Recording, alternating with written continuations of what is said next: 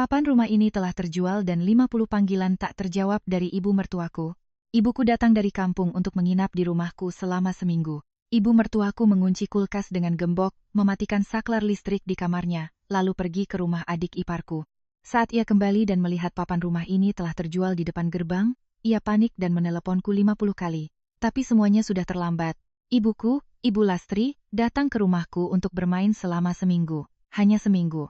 Setelah saya dan suami saya, Bima, membujuknya berkali-kali, barulah ia mau membawa tasnya dari desa di Jawa Tengah ke Jakarta untuk menjenguk putrinya. Namun, keesokan paginya, tepat setelah saya dan Bima berangkat kerja, ibu mertua saya, Ibu Widya, mengunci kulkas, mematikan MCB listrik di kamar tamu, lalu pergi begitu saja ke rumah adik ipar saya. Sore harinya saat saya pulang dan membuka pintu, saya melihat ibu saya duduk termenung di samping segelas air putih yang sudah dingin, bajunya basah kuyup oleh keringat. Saat itulah saya sadar, ada kesabaran yang jika terus dipertahankan, sama saja seperti menyerahkan kebaikan hati kita untuk diinjak-injak orang lain. Nama saya Rina Lestari, usia 36 tahun. Suami saya, Bima Prakoso, adalah pria yang tidak terlalu kaya, tetapi tahu sopan santun dan sangat bertanggung jawab. Ibuku, Ibu Lastri, seumur hidupnya terbiasa dengan kehidupan di desa dengan kebun sayurnya, tungku kayu bakarnya, dan beberapa ekor ayam di belakang rumah. Sejak saya menikah, sudah tak terhitung berapa kali kami mengundangnya untuk datang.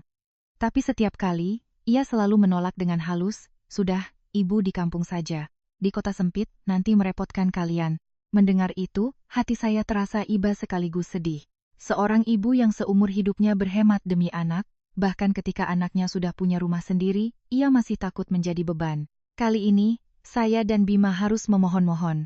Bima bahkan meneleponnya langsung, "Bu, ayo main ke sini beberapa hari." Kalau ibu tidak mau datang, Bima benar-benar marah. "Loh, rumah ini kan rumah ibu juga, jangan sungkan terus." Mendengar menantunya berbicara tulus seperti itu, barulah ibu saya mau berkemas. Ia membawa beberapa potong baju, sedikit ikan asin, beberapa ikat sayuran kampung, dan sebotol terasi buatannya sendiri.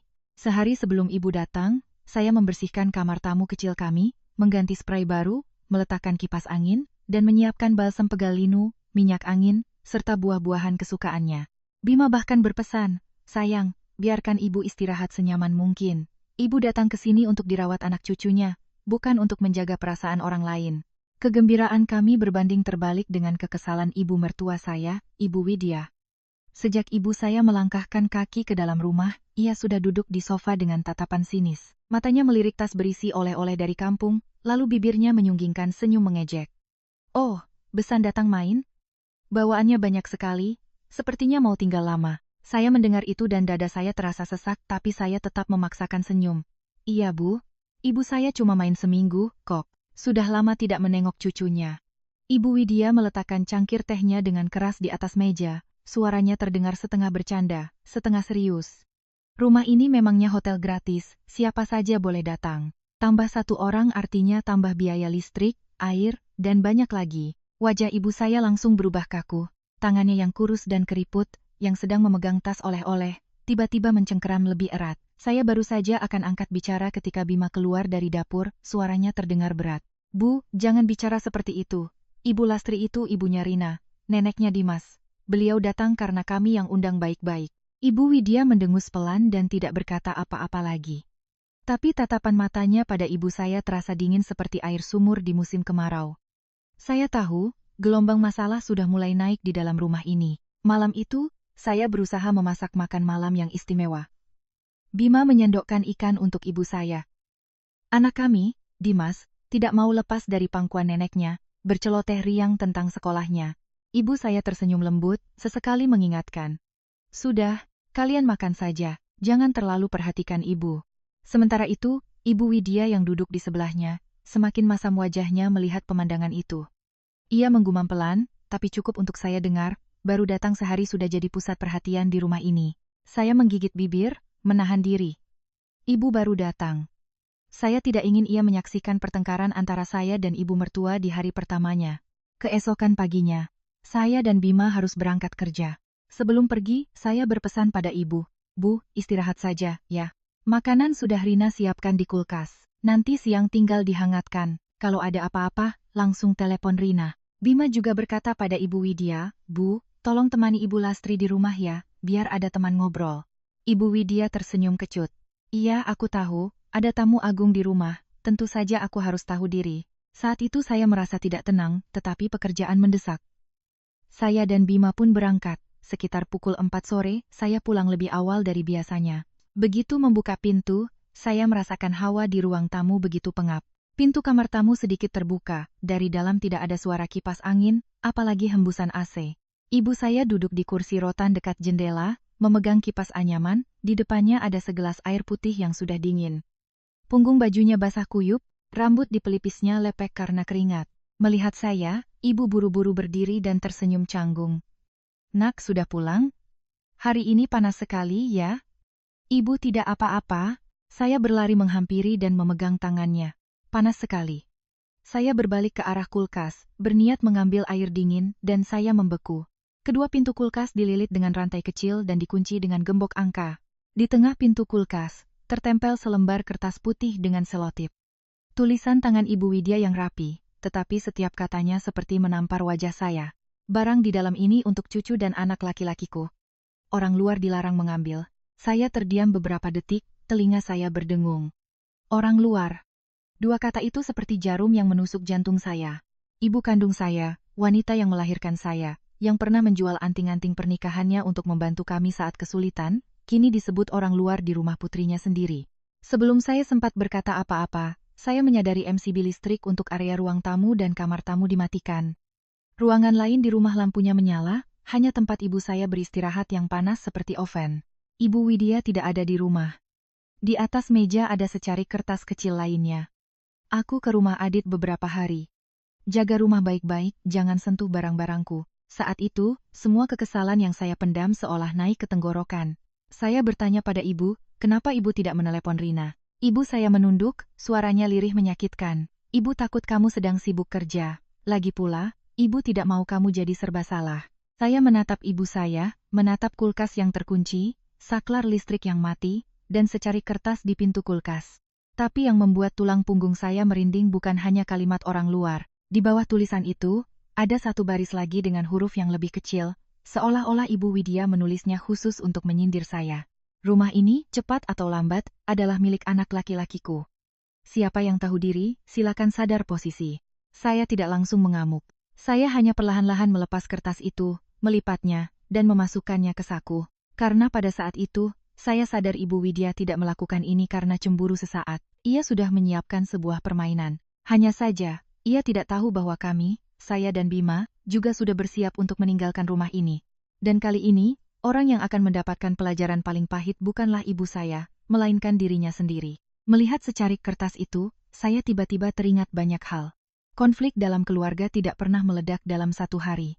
Ia seperti bara api yang membara diam-diam di bawah abu, terlihat sudah padam, tetapi hanya butuh satu hembusan angin untuk menyalakannya kembali.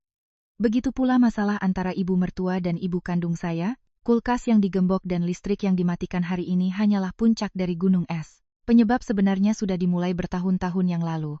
Sejak saya dan Bima masih belum punya apa-apa, tinggal di sebuah kontrakan petak seluas kurang dari 20 meter persegi.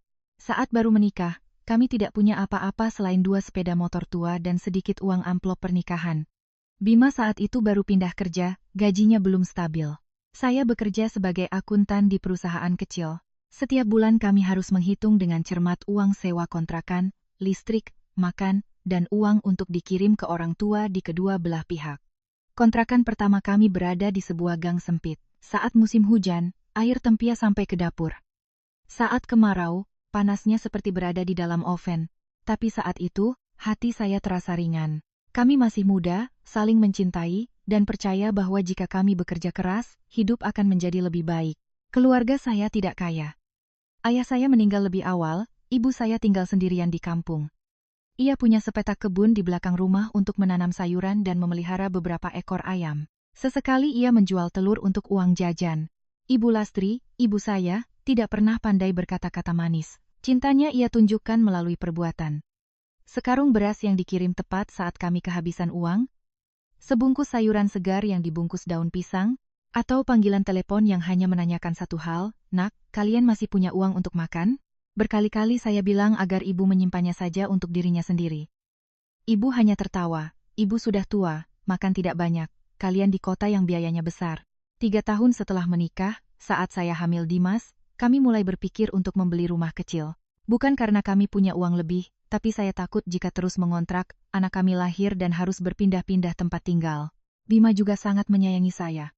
Siang hari ia bekerja, malamnya ia mengambil pekerjaan tambahan. Terkadang ia pulang dengan mata merah karena kurang tidur. Setelah menabung sekian lama, kami masih kekurangan uang dalam jumlah besar. Sebelum saya sempat bicara pada ibu, ia diam-diam telah menjual sepetak sawah di belakang rumahnya. Sawah yang dulu digarap ayah saat masih hidup. Hari saat ibu memberikan uang itu, ia tidak banyak bicara. Ia meletakkan buku tabungan lama di tangan saya, suaranya pelan seolah takut saya merasa tidak enak. Ibu tidak memberimu harta, nak. Ibu hanya memberimu pijakan saat sulit. Nanti kalau sudah sukses, kembalikan pada ibu juga boleh. Tidak dikembalikan juga tidak apa-apa. Yang penting kalian punya tempat tinggal. Saya memegang buku tabungan itu dengan air mata yang terus mengalir. Saya tahu, bagi ibu saya, sawah itu bukan hanya uang. Itu adalah kenangan tentang ayah, tempatnya bergantung selama bertahun-tahun menjanda. Tapi demi saya, ia rela melepaskannya. Rumah pertama kami bukan hanya dibangun dari keringat saya dan Bima, tetapi juga dari pengorbanan sunyi ibu saya. Setelah Dimas lahir, kasih sayang ibu semakin besar. Setiap bulan ia mengirim beras dari kampung, puluhan telur ayam, kadang ikan asin, kadang sekantong kacang hijau, atau sebotol abon buatannya sendiri. Ia tidak pernah menuntut kami memberinya imbalan apapun. Pernah Bima merasa tidak enak dan berkata, "Bu, jangan kirim-kirim terus, kami jadi malu." Ibu saya hanya tersenyum lembut, "Ini untuk cucu ibu, bukan untuk orang lain, kenapa harus malu?" Sebaliknya, keluarga Bima hampir tidak pernah membantu secara finansial. Saya tidak menyalahkan mereka, karena setiap keluarga punya kondisi masing-masing. Tapi yang membuat saya sedih adalah Ibu Widya selalu menganggap perhatian kami padanya sebagai sebuah kewajiban, sementara bantuan dari keluarga saya ia anggap seperti duri dalam daging. Ibu Widya punya masalah rematik, Bima yang membawanya ke dokter. Ia operasi mata di rumah sakit, kami bergantian merawatnya. Ia butuh uang untuk obat, kami yang kirim. Ia ingin ganti ponsel agar bisa video call dengan cucunya, Bima yang belikan. Untuk semua itu, saya tidak pernah mengeluh. Bima adalah orang yang adil. Ia tidak pernah karena posisinya sebagai anak laki-laki, memaksa saya untuk mengabaikan ibu saya sendiri. Suatu kali, Ibu Widya melihat saya mengirim sedikit uang ke kampung untuk memperbaiki atap dapur ibu, wajahnya langsung masam. Bima yang mendengarnya langsung berkata, "Bu, keluarga dari pihakku atau pihak Rina, dua-duanya adalah orang tua. Kalau mau berbakti, harus adil. Rina merawat ibu, jadi aku juga harus membiarkan Rina merawat ibunya." Bagi saya, kalimat itu adalah pembelaan yang menghangatkan. Tapi bagi Ibu Widya, itu adalah sebuah tamparan. Sejak hari itu, saya melihat tatapan matanya menjadi lebih dingin. Ia mulai lebih sering menyindir. Suatu hari, saat saya sedang menata oleh-oleh dari ibu di dapur, ia berdiri di belakang saya dan berkata, "Anak perempuan sudah menikah tapi masih saja menarik-narik keluarga ibunya. Sama saja seperti membawa kerabat untuk menikmati hasil jerih payah keluarga suami." Saya berbalik dan menjelaskan dengan lembut. "Bu, rumah ini adalah hasil kerja keras kami berdua. Dulu ibu saya juga banyak membantu kami. Ibu saya tidak mengambil apapun dari kita." Ia tertawa sinis.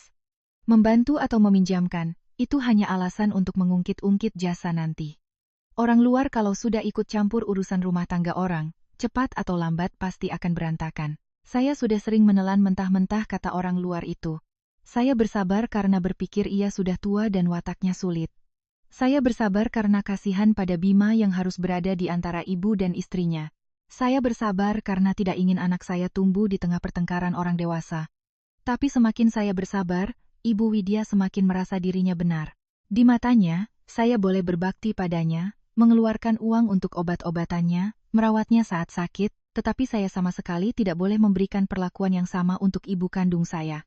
Sekarang jika saya pikirkan kembali, saya sadar Ibu Widya bukan hanya membenci ibu saya. Yang sesungguhnya tidak bisa ia terima adalah Bima menghormati ibu mertuanya, dan menganggap keluarga dari pihak saya juga sebagai keluarganya. Ia ingin putranya hanya berpihak padanya, hanya mendengar satu suara ibu, dan hanya mengurus keluarga dari pihaknya. Sementara saya, meskipun sudah menjadi istri, menantu, dan ibu, di matanya tetaplah anak perempuan dari keluarga lain yang membawa bayang-bayang keluarganya masuk ke dalam kehidupan putranya. Dan pemikiran egois itulah yang diam-diam memupuk kebencian di dalam hatinya. Hingga pada hari ibu saya benar-benar melangkahkan kaki ke rumah ini, Ibu Widya sudah tidak ingin menyembunyikannya lagi. Sejak kejadian itu, Ibu Widya tidak lagi membuat keributan di depan Bima, tetapi sikapnya pada saya berubah drastis. Orang luar mungkin akan melihatnya sebagai ibu mertua yang baik, sesekali datang menjenguk anak cucu, berbicara dengan lembut.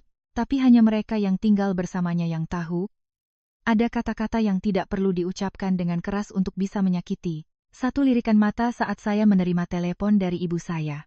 Satu helaan napas panjang saat saya membungkus vitamin untuk dikirim ke kampung. Satu kalimat nyeletuk di tengah makan malam sudah cukup membuat suasana di rumah menjadi berat. Sekitar setahun yang lalu, Ibu Widya tiba-tiba memberitahu kami bahwa ia sudah menjual rumah tuanya di kampung. Saat itu sore hari yang hujan. Saya baru saja menjemput Dimas dari sekolah dan melihatnya sudah duduk di ruang tamu. Di sampingnya ada 2 koper besar dan beberapa tas yang diikat tali rafia. Bima bahkan belum sempat bertanya, ia sudah berkata lebih dulu, ibu sudah jual rumah di kampung. Sudah tua, tinggal sendirian rasanya sepi. Mulai sekarang ibu tinggal di sini sama kalian, biar dekat dengan anak dan cucu. Suaranya terdengar lembut, tapi tatapan matanya sangat tegas. Seolah-olah semuanya sudah ia putuskan, dan kami hanya punya hak untuk menerima. Bima tertegun sejenak. Ia menyayangi ibunya, tetapi ia juga tahu ini terlalu mendadak. Ia bertanya, kenapa ibu tidak diskusi dengan kami dulu? Rumah itu kan masalah besar. Ibu Widya langsung mengangkat ujung kerudungnya untuk menyeka mata. Ibu sudah tua, sisa hidup ibu berapa lama lagi sampai kalian harus perhitungan sama ibu? Ibu cuma ingin dekat dengan anak laki-laki dan cucu ibu, apa itu salah? Mendengar itu, Bima terdiam. Saya yang berdiri di sampingnya juga tidak bisa berkata apa-apa, meskipun firasat saya mengatakan ini tidak akan baik, jika saya menolaknya saat itu juga, saya akan dicap sebagai menantu yang tidak mau menerima ibu mertua. Hari-hari pertama, saya berusaha mengatur segalanya agar berjalan lancar. Rumah kami tidak terlalu besar, tapi saya tetap merapikan ruang kerja kami untuk dijadikan kamarnya. Saya pikir, orang tua tinggal bersama. Asalkan kita tahu cara mengalah sedikit, semuanya akan baik-baik saja. Tetapi Ibu Widya, begitu pindah, langsung memilih kamar yang paling besar, yang tadinya adalah kamar tidur kami. Katanya kamar itu sirkulasi udaranya bagus, ada jendela besar, cocok untuk orang tua. Kalian masih muda, tidur di kamar yang lebih kecil tidak apa-apa. Bima tidak setuju, mengatakan itu adalah kamar pribadi kami. Wajah Ibu Widya langsung masam.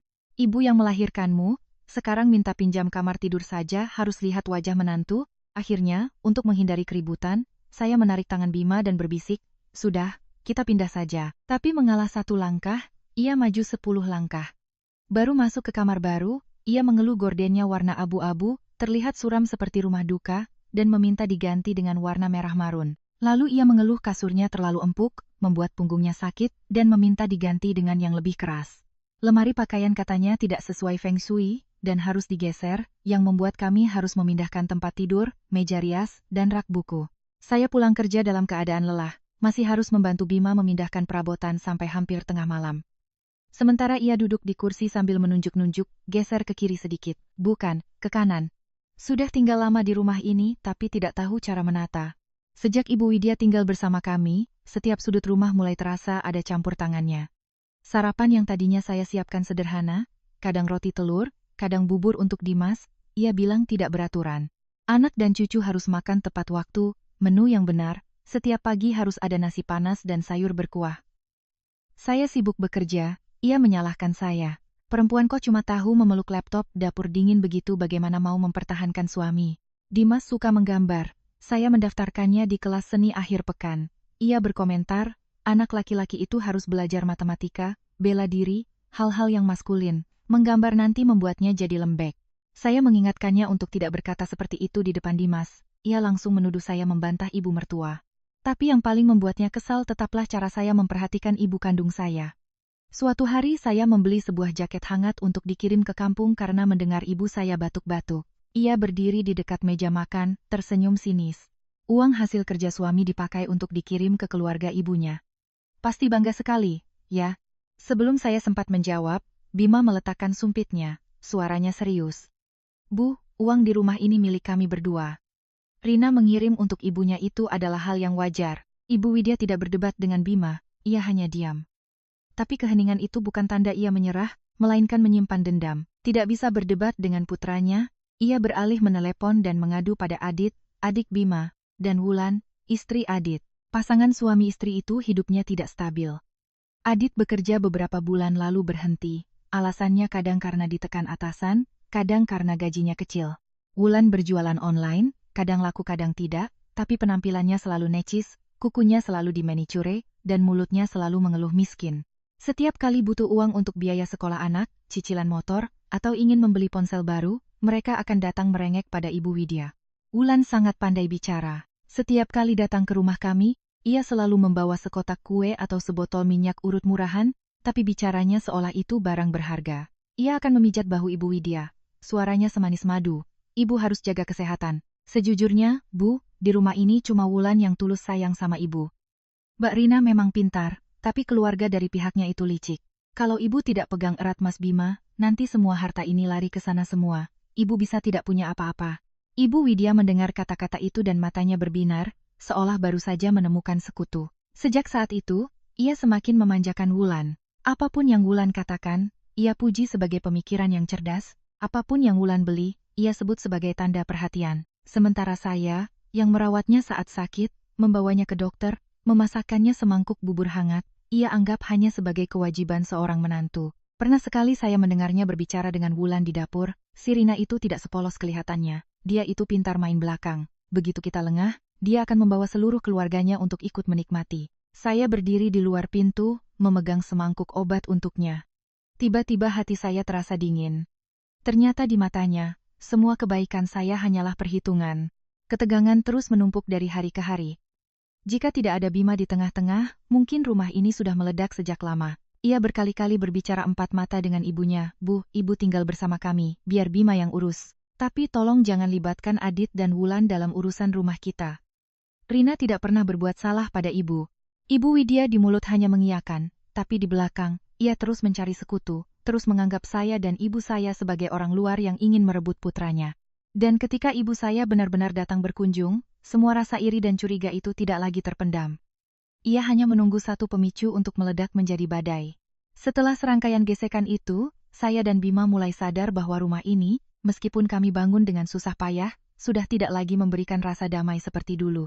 Dulu, setiap pulang kerja, begitu membuka pintu dan mendengar suara Dimas berlari menyambut, mencium aroma nasi hangat dari dapur, semua lelah saya sirna. Tapi sejak Ibu Widya pindah, setiap kali memasukkan kunci ke lubang pintu, hati saya terasa berat. Saya tidak tahu apa yang menanti di balik pintu hari ini. Helaan napas panjang, kata-kata sindiran, atau telepon dari Wulan yang sedang meracuni telinga ibu mertua saya. Dimas semakin besar, ia butuh sudut belajar yang tenang. Bima juga butuh ruang kerja pribadi karena sering membawa berkas ke rumah. Sementara saya, setelah seharian berkutat dengan angka, hanya mendambakan sebuah dapur yang rapi di mana saya bisa memasak untuk suami dan anak tanpa ada yang mengawasi setiap sendok garam yang saya taburkan. Tapi rumah lama kami sudah terasa sesak.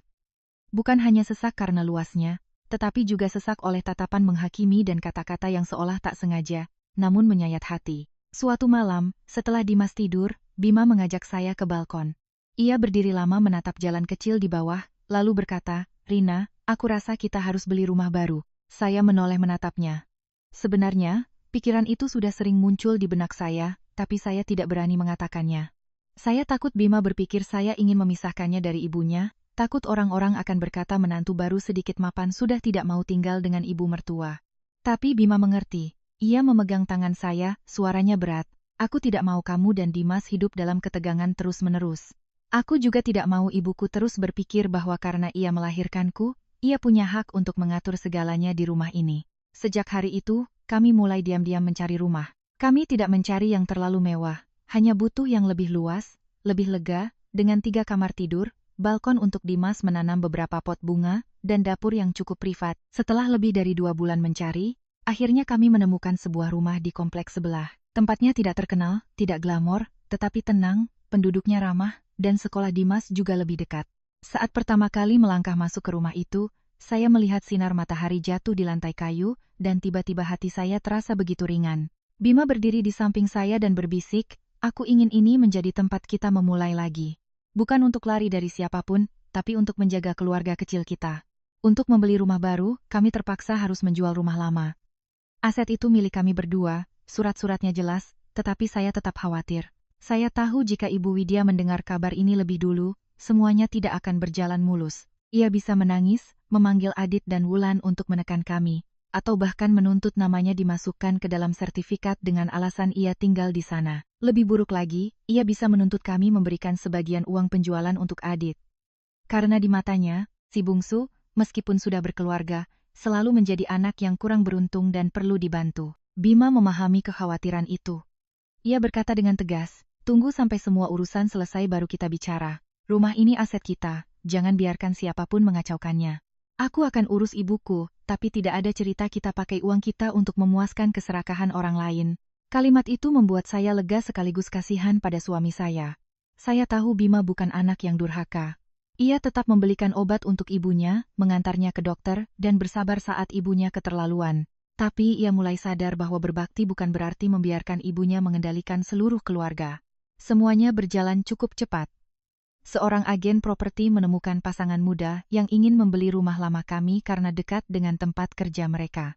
Mereka melihat rumah 2 kali, cocok, lalu memberikan uang muka. Rumah baru juga sudah kami bayar uang mukanya. Tinggal menunggu hari penandatanganan akta jual beli dan serah terima.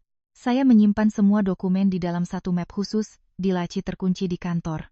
Di rumah, saya tetap beraktivitas seperti biasa. Di depan Ibu Widya, saya tidak bicara sepatah kata pun. Bukan karena takut, tapi karena ingin semuanya berjalan sesuai rencana, tidak membiarkan emosi merusak apa yang sudah kami pikirkan matang-matang. Justru di saat-saat seperti itulah, saya semakin merindukan ibu saya.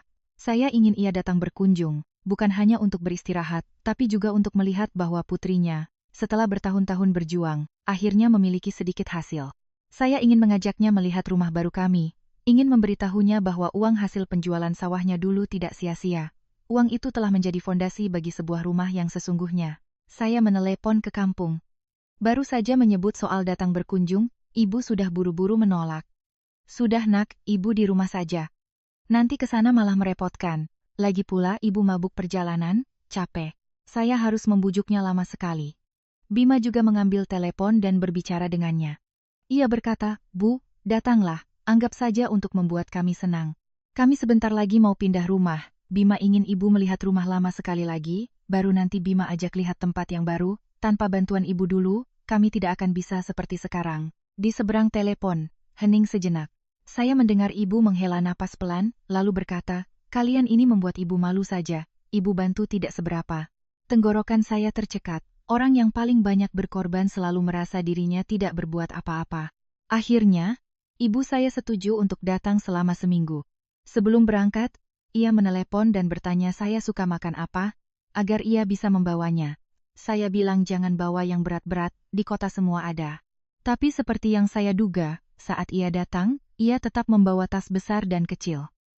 Ikan asin, sebotol terasi, sayuran segar, beberapa butir telur ayam kampung, dan bahkan sebungkus getuk lindri kesukaan saya waktu kecil. Ia tersenyum lembut, "Ibu bawa sedikit oleh-oleh saja, tidak seberapa. Biar kamu tidak kangen masakan kampung." Saat menjemputnya di terminal, hidung saya terasa perih. Ia lebih kurus dari terakhir kali saya lihat, rambutnya lebih banyak yang memutih, tapi ia tetap berusaha terlihat sehat agar putrinya tidak khawatir. Bima membantu membawakan tasnya, Dimas langsung memeluk neneknya, berceloteh riang. Saat itu, saya mengira seminggu ke depan akan menjadi hari-hari yang hangat, di mana ibu saya bisa beristirahat dan melihat bahwa kehidupan putrinya tidak terlalu buruk. Saya tidak menyangka, kunjungannya justru menjadi pemicu yang membakar habis topeng terakhir Ibu Widya, sekaligus mempercepat keputusan kami untuk meninggalkan rumah lama, yang tadinya masih ingin kami selesaikan dengan damai. Sore hari saat ibu saya tiba, Bima menyetir mobil untuk menjemputnya langsung ke terminal. Saya duduk di sampingnya, gelisah menatap jam. Perjalanan dari kampung tidak terlalu jauh, tetapi bagi ibu saya, setiap perjalanan adalah sebuah pertimbangan matang. Ia mabuk darat dan tidak terbiasa dengan keramaian kota. Begitu melihat sosoknya turun dari bus, membawa tas kain tua dan keranjang plastik berisi oleh-oleh, saya langsung berlari menghampirinya. Ibu mengenakan baju sederhana berwarna coklat, sandalnya sudah usang, rambutnya disanggul rapi. Melihat saya, ia tersenyum lembut, tapi matanya masih menunjukkan rasa sungkan. "Sudah ibu bilang jangan dijemput. Ibu bisa naik ojek sendiri," katanya sambil menepuk-nepuk debu di lengan bajunya. Saya mengambil tasnya dan berkata dengan nada manja, "Ibu ini, datang ke rumah anak sendiri kok seperti mau menumpang. Harusnya ibu biarkan kami yang merawat." Ibu menatap Bima, lalu menatap saya. Suaranya merendah. Ibu cuma beberapa hari. Jangan sampai karena ibu, hubunganmu dengan mertuamu jadi tidak enak. Besanmu di sana, ibu takut dia tidak nyaman. Mendengar itu, hati saya mencelos. Seumur hidupnya, ibu saya selalu seperti itu. Menyayangi anaknya, tetapi selalu takut kasih sayangnya menjadi beban. Bima mendekat dan mengambil keranjang terberat dari tangan ibu, suaranya terdengar sangat alami. Bu, kalau bicara begitu, Bima sedih loh. Ibu kan datang ke rumah kami, bukan rumah orang lain. Bagi Bima, ibu juga ibu Bima. Ibu saya mendengarnya dan tersenyum kikuk, matanya sedikit memerah. Di perjalanan pulang, Dimas yang duduk di belakang tidak mau lepas dari neneknya, menanyakan segalanya mulai dari ayam di kampung hingga pohon belimbing di belakang rumah. Ibu saya mengeluarkan sebungkus getuk dari keranjangnya dan memberikannya pada cucunya, tersenyum. Nenek tahu Dimas suka ini jadi nenek bawakan. Suasana di dalam mobil saat itu begitu hangat, hingga saya berharap momen itu bisa berlangsung selamanya, agar ibu saya tahu bahwa ia pantas untuk dicintai dan disambut. Tetapi saat mobil berhenti di depan gerbang, kehangatan itu seketika lenyap. Ibu Widya membuka pintu. Ia mengenakan daster sutra berwarna ungu tua, rambutnya dijepit rapi. Di wajahnya ada senyuman yang sangat sopan, tetapi kaku seperti topeng.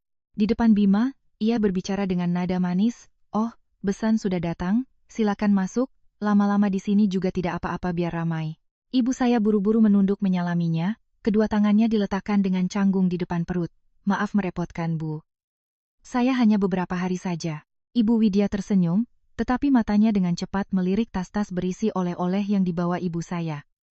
Saya melihat tatapan itu dan hati saya seketika menciut. Bima membawa ibu saya ke ruang tamu, lalu ke dapur untuk mengambil minum. Dimas menarik neneknya untuk memamerkan gambar-gambar barunya. Tinggallah saya di dekat pintu bersama Ibu Widya. Ia memiringkan tubuhnya, suaranya direndahkan, cukup untuk didengar oleh saya saja. "Di sini kan banyak yang jual sayur organik, kenapa harus repot-repot bawa dari kampung? Terasi sama ikan asin disimpan di dalam rumah, baunya nanti menempel di gorden dan sofa, siapa yang mau tanggung?" Saya meremas tali tas di tangan saya. Kalimat yang tidak keras, tetapi tajam seperti duri yang menusuk harga diri ibu saya. Saya ingin langsung membalasnya. Saya ingin mengatakan bahwa barang-barang yang ia sebut merepotkan itu adalah wujud cinta seorang ibu, hasil bumi yang dikumpulkan oleh tangan tuanya. Tapi melihat ibu saya yang sedang tersenyum dengan Dimas, saya menelan kembali kata-kata itu. Saya tidak ingin hari pertama ibu melangkah ke rumah putrinya, ia harus mendengar pertengkaran. Saya hanya berkata pelan, "Nanti Rina simpan rapi di dapur, Bu. Tidak akan mengganggu." Ibu Widya menyeringai dan tidak berkata apa-apa lagi. Tapi sikapnya sudah cukup untuk membuat saya paham bahwa ia sudah merasa terganggu sejak ibu saya melangkahkan kaki melewati pintu. Makan malam itu saya memasak beberapa hidangan sederhana yang hangat. Bima sengaja duduk di sebelah ibu saya, mengambilkan sepotong ikan yang lembut untuknya, bertanya apakah punggungnya masih sakit atau apakah di kampung ada yang membantunya mengurus kebun. Ibu saya yang pendiam, mendapat perhatian dari menantunya, hanya tersenyum lembut, sesekali mengingatkan Bima, "Sudah, Nak, makan saja, jangan ambilkan untuk ibu terus." Dimas memeluk neneknya, bersikeras ingin tidur bersamanya malam itu. Ia berkata polos, "Nenek nginap di sini selamanya saja." Dimas suka dengar cerita nenek tentang kerbau yang bisa bicara. Seluruh meja makan tertawa. Kecuali Ibu Widya. Saya memperhatikan dengan jelas. Sejak Bima mengambilkan lauk untuk ibu saya, wajah Ibu Widya sudah menggelap. Ketika Dimas bermanja-manja pada neneknya, ia meletakkan sendok dan garpunya dengan keras. Suara porselen beradu terdengar kering. Bima mengangkat kepala dan bertanya, "Ada apa, Bu? Masakannya tidak enak?" Ibu Widya langsung tersenyum tipis. "Tidak, Ibu sudah kenyang. Kalian nenek dan cucu bersenang-senang saja." Kalimat itu terdengar biasa, tapi kata nenek dan cucu ia tekankan dengan sangat berat, seolah ia sengaja memisahkan dirinya dari makan malam di rumahnya sendiri. Ibu saya yang peka menyadari perubahan suasana. Ia menarik tangannya dari Dimas dan berkata lembut, "Dimas, duduk dekat Nenek Widya, ya. Nenek kan juga kangen sama Dimas." Dimas dengan patuh berlari ke sebelahnya, tetapi Ibu Widya hanya mengelus kepalanya sekilas, lalu berdiri dengan alasan sakit kepala dan masuk ke kamar. Saya menatap kepergiannya. Firasat buruk mulai muncul di hati saya. Bima meletakkan tangannya di atas tangan saya di bawah meja, meremasnya pelan seolah menenangkan. Tapi saya tahu, ia juga menyadari kekesalan ibunya. Malam itu, setelah selesai bersih-bersih, saya berniat membawakan segelas air hangat untuk ibu saya ketika saya mendengar suara Ibu Widya berbicara di telepon di kamarnya. Pintu kamarnya sedikit terbuka. Saya tidak bermaksud menguping, tapi suaranya terdengar sangat jelas. Begitu ibunya datang, seisi rumah langsung berpusat padanya. Si Bima mengambilkan lauk, bertanya ini itu seperti pada ibu kandungnya. Si Dimas menempel terus seperti perangko. Aku di rumah ini serasa jadi orang asing. Saya berhenti di lorong, tangan saya memegang gelas yang begitu panas hingga telapak tangan saya terasa melepuh. Di seberang telepon, terdengar suara Wulan, manis tapi beracun. Sudah Wulan bilang, Bu, kalau ibu tidak tegas dari awal, nanti rumah itu jadi milik keluarga Besan. Mbak Rina itu pintar, dia pelan-pelan membawa ibunya untuk tinggal, nanti Mas Bima luluh. Harta dan rumah, semua bisa lari ke sana. Ibu harus tunjukkan batasan pada Besan sejak hari pertama. Ibu Widya terdiam beberapa detik. Ruangan di sekitar saya terasa semakin sesak. Lalu, suaranya terdengar dingin, setiap kata jatuh dengan kering. Ya, besok akan aku tunjukkan padanya siapa yang punya kuasa di rumah ini. Saya berdiri di sana sangat lama, gelas di tangan saya perlahan mendingin. Di balik pintu itu, sebuah rencana jahat baru saja diucapkan dengan nada tenang. Saya menatap ke arah kamar kecil di mana ibu saya sedang melipat beberapa potong baju kampung yang ia bawa. Hati saya terasa sesak. Ibu saya belum tahu bahwa hanya karena kehadirannya yang tulus, sebuah badai sedang diam-diam disiapkan. Dan saya juga tidak menyangka, kata besok dari Ibu Widya akan menjadi hari di mana semua batasan kesabaran saya benar-benar hancur. Keesokan paginya, sebelum alarm berbunyi, saya sudah bangun untuk menyiapkan sarapan. Ibu saya yang terbiasa bangun pagi di kampung juga ikut ke dapur. Tapi saya bersikeras menariknya ke ruang tamu. Saya bilang, ibu datang untuk istirahat, bukan untuk membantu memasak. Ibu tersenyum lembut, berkata kalau hanya duduk-duduk saja ia merasa tidak enak. Saya meletakkan segelas susu hangat di tangannya, dalam hati berharap hari itu akan berlalu dengan damai, meskipun percakapan Ibu Widya semalam masih terngiang di kepala saya. Sebelum berangkat kerja, saya membuka kulkas dan memeriksa sekali lagi. Di dalamnya ada daging, ikan, sayuran, semangkuk sup yang saya masak semalam, buah-buahan untuk ibu, dan yogurt untuk Dimas. Saya bahkan menempelkan catatan kecil di dekat kompor. Bu, sup dihangatkan pakai panci kecil. Beras sudah Rina siapkan di rice cooker. Kalau ada apa-apa telepon Rina. Bima mengambil tas kerjanya, tak lupa berpesan pada Ibu Widya. Bu, di rumah ngobrol ya sama Ibu Lastri biar ada teman. Nanti siang tolong makan bersama ya Bu. Ibu Widya duduk di kursi, memegang cangkir teh, tersenyum sangat tipis. Iya, aku tahu. Kamu tenang saja kerja, rumah biar aku yang urus. Saya menatap ibu saya sekali lagi sebelum pergi. Saat pintu lift tertutup, saya masih merasakan kegelisahan yang aneh. Ibu saya berada di dalam rumah itu, begitu polos hingga untuk membalas satu kata kasar pun ia tidak berani. Sementara Ibu Widya, setelah telepon dengan Wulan semalam, pasti tidak akan tinggal diam. Tapi saya tidak bisa izin kerja hanya karena sebuah firasat. Saya menenangkan diri, berpikir bahwa setidaknya Ibu Widya akan menjaga gengsi, tidak akan melakukan hal yang keterlaluan pada Besannya di hari kedua kunjungannya. Saya salah besar. Menurut cerita ibu saya kemudian, hanya sekitar 20 menit setelah kami berangkat, Ibu Widya berdiri dan langsung berjalan ke dapur. Wajahnya tidak lagi menunjukkan senyum ramah yang dipaksakan seperti kemarin. Ia membuka kulkas, mengeluarkan satu persatu wadah makanan yang sudah saya siapkan, menatanya kembali di bagian paling dalam, lalu melilitkan sebuah rantai kecil di kedua gagang pintu. Suara gembok berbunyi klik, kering dan dingin. Ibu saya yang sedang duduk di ruang tamu mendengar suara itu dan masuk ke dapur. Ia bertanya ragu-ragu, Bu, kenapa kulkasnya digembok? Nanti siang saya mau menghangatkan sup untuk kita makan. Ibu Widya tidak langsung berbalik. Ia perlahan mengeluarkan selembar kertas yang sudah ia tulis dari sakunya, menempelkannya tepat di tengah pintu kulkas. Tulisannya besar dan tebal, setiap goresannya seolah sengaja untuk menusuk mata. Makanan ini dibeli oleh anak laki-lakiku. Orang luar dilarang mengambil. Ibu saya terpaku. Ia bukan orang yang suka berdebat, tapi dua kata orang luar itu membuat wajahnya pucat pasi. Ia berusaha menjaga suaranya tetap lembut. Bu, saya tidak bermaksud mengambil apa-apa. Saya hanya mau masak untuk makan siang, kalau ibu mau makan bersama, saya sekalian masakkan.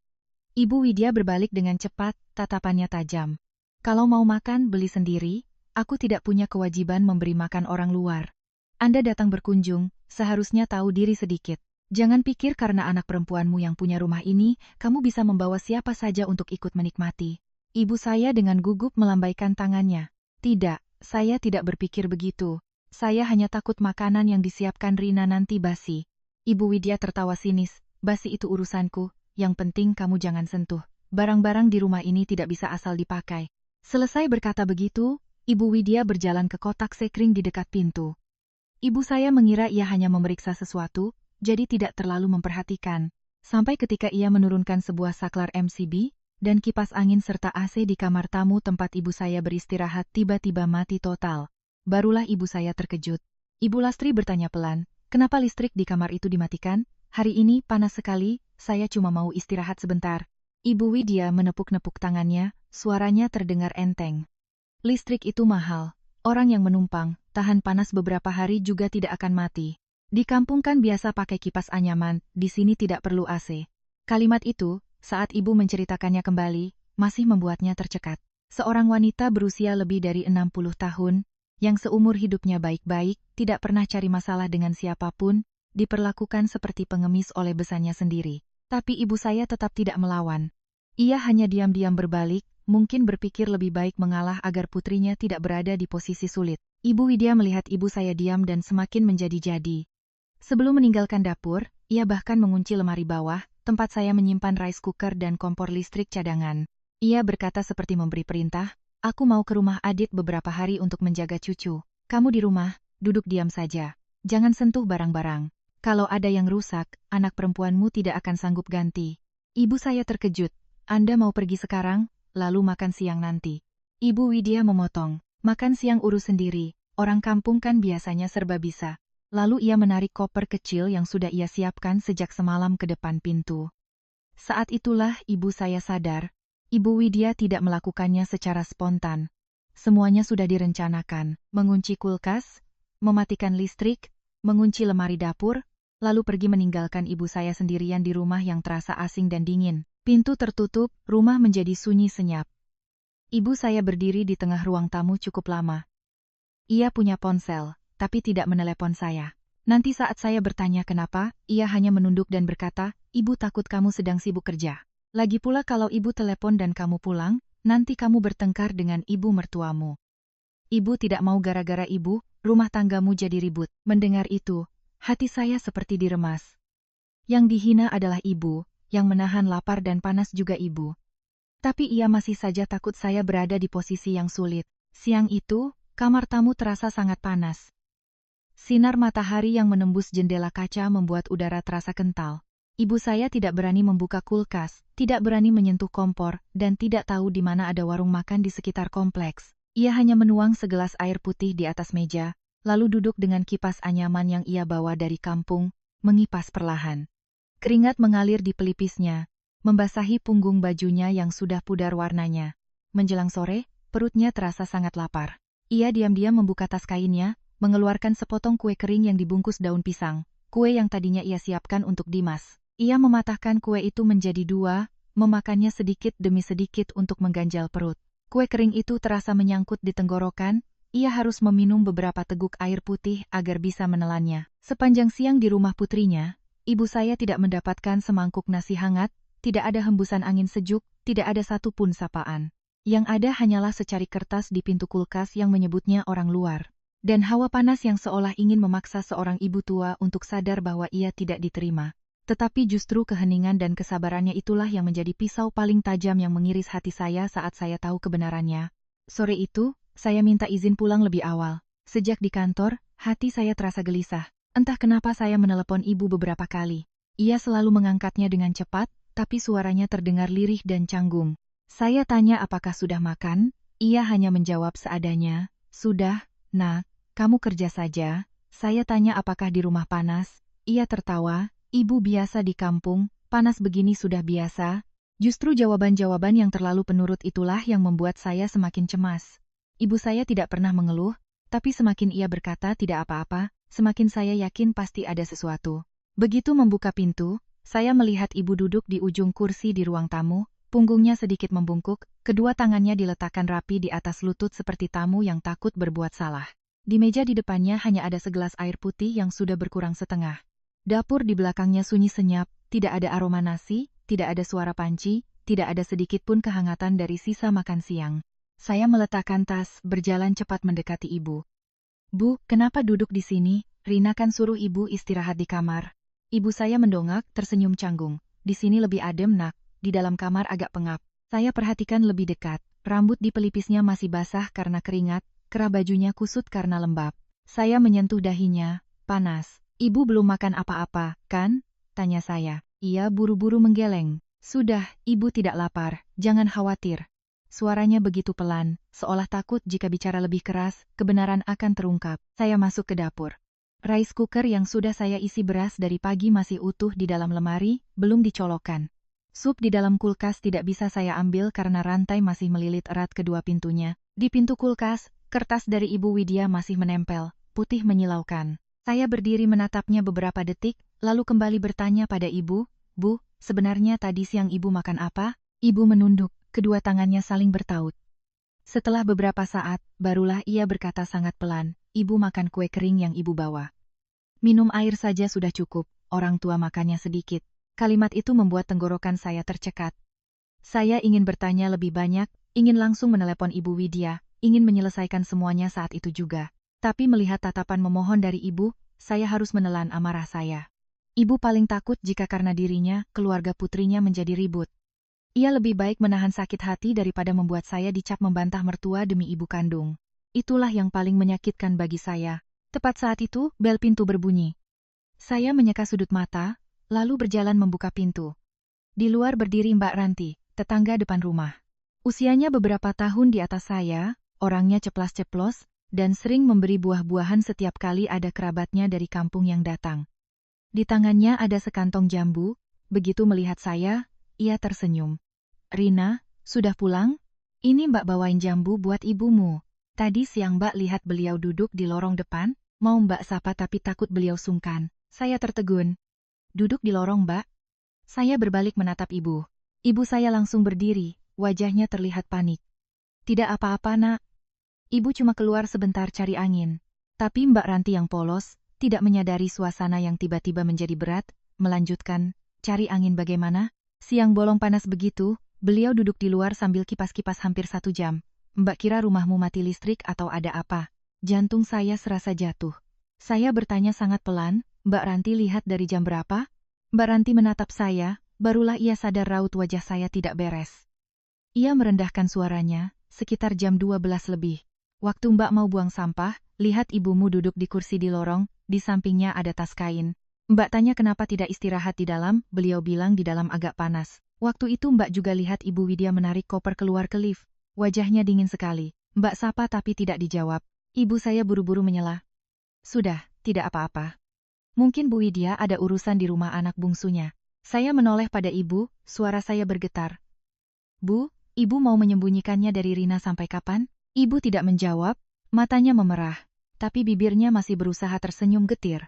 Mbak Ranti melihat saya, lalu ibu, lalu kulkas yang terkunci, dan sepertinya ia mulai mengerti. Ia meletakkan kantong jambu di atas meja, suaranya tidak lagi terdengar santai. "Rina, jujur ya, tadi siang Mbak kira ibumu itu asisten rumah tangga baru di rumahmu. Soalnya lihat beliau duduk di lorong, pegang kipas, tidak berani masuk dapur, tidak berani panggil siapa-siapa." Mbak jadi heran. Kalimat itu seperti tamparan keras di wajah saya. Ibu kandung saya, yang saya mohon-mohon untuk datang berkunjung. Wanita yang menjual sawahnya agar saya bisa punya rumah. Kini, di mata tetangga, ia terlihat seperti seorang pembantu yang terlantar di luar pintu. Saya tidak menyalahkan Mbak Ranti. Ia hanya mengatakan apa yang ia lihat. Saya hanya menyalahkan diri saya sendiri karena membiarkan ibu saya berada dalam situasi itu, di dalam rumah yang selalu saya anggap sebagai tempat yang aman. Mbak Ranti menambahkan, "Siang tadi, Mbak sempat dengar suara Bu Widya sebelum pergi, kalau menumpang itu harus tahu diri. Mbak kira ibumu itu kerabat jauh yang datang bantu-bantu, jadi Mbak tidak berani ikut campur." Setelah itu, ia melihat ibu saya duduk di lorong sangat lama, terus mengipas, wajahnya pucat karena kepanasan. Ia sempat menawari untuk mampir ke rumahnya minum air dingin, tapi ibu saya hanya tersenyum dan berkata, "Tidak usah, takut merepotkan." Mendengar itu, saya tidak bisa lagi berdiri tegak. Saya berbalik menatap ibu, ia menunduk. Kedua tangannya yang kurus masih saling bertaut erat seperti anak kecil yang berbuat salah. Saya berjalan mendekat dan berlutut di hadapannya. Untuk pertama kalinya dalam hidup, saya menangis di depannya seperti anak perempuan kecil. "Bu, Rina minta maaf. Rina undang ibu ke sini untuk istirahat, tapi malah membuat ibu menanggung malu seperti ini." Ibu saya panik dan menarik saya untuk berdiri, suaranya tercekat.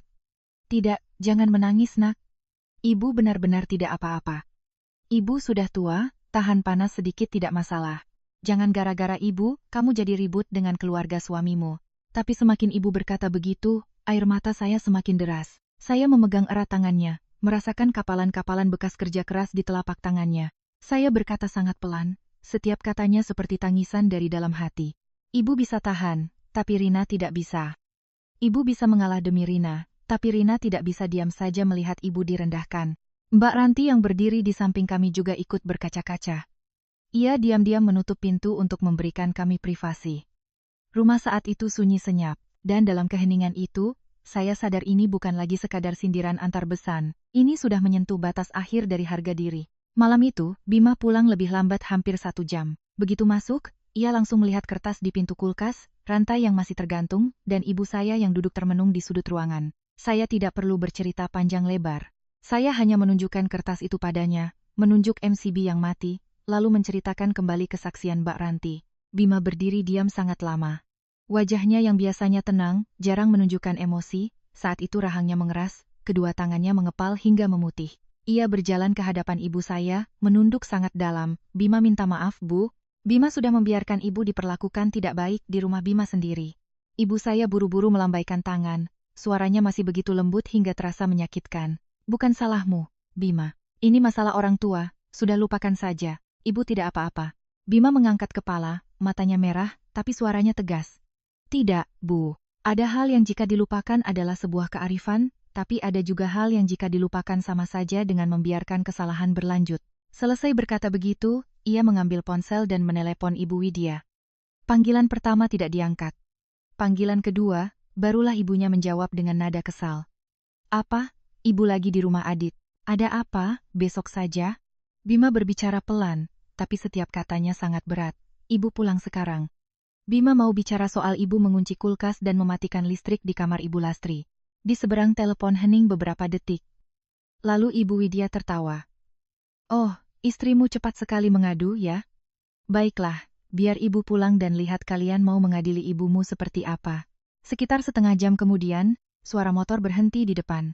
Saya pikir Ibu Widya pulang sendiri, ternyata tidak. Yang masuk bersamanya adalah Adit dan Wulan. Adit mengenakan kaos hitam, wajahnya masam seperti penagih utang. Wulan menenteng tas, bibirnya merah menyala, begitu masuk langsung melirik seisi rumah dengan tatapan menghakimi. Ibu Widya berjalan di tengah, wajahnya dingin, seolah ia adalah korban yang membawa pasukan untuk menuntut keadilan. Wulan yang pertama kali membuka mulut. Ia melihat gembok di kulkas, lalu tertawa sinis. Cuma gara-gara kulkas dikunci saja hebohnya seperti disiksa. Setiap rumah kan punya privasi, orang tua harusnya lebih tahu diri. Saya menatapnya, belum sempat berkata apa-apa, Adit sudah menimpali. Betul itu. Ini kan rumah Mas Bima, bukan rumah keluarga besan. Ibu Lastri datang main kami hargai, tapi harusnya mengerti juga ini rumah keluarga suami Mbak Rina. Kalau terlalu santai, orang jadi tidak nyaman. Begitu kalimat rumah Mas Bima selesai diucapkan, Bima menggebrak meja dengan keras. Gelas di atas meja bergetar, membentur kaca dengan suara nyaring. Seluruh ruangan hening. Saya belum pernah melihat suami saya semarah itu. Ia berdiri tegak, menatap lurus pada Adit dan Wulan. Ini rumah saya dan Rina, bukan rumah saya sendiri, apalagi rumah ibu atau kalian. Dan di rumah ini, tidak ada yang berhak menghina ibu mertua saya. Ibu Widya langsung berteriak. Hebat kamu ya, kamu lebih membela ibu mertuamu daripada ibu kandungmu. Ibu besarkan kamu susah payah supaya hari ini kamu bisa membentak ibumu di depan adik dan iparmu. Bima berbalik menatapnya, suaranya berat tapi tidak merendah. Bima membela yang benar.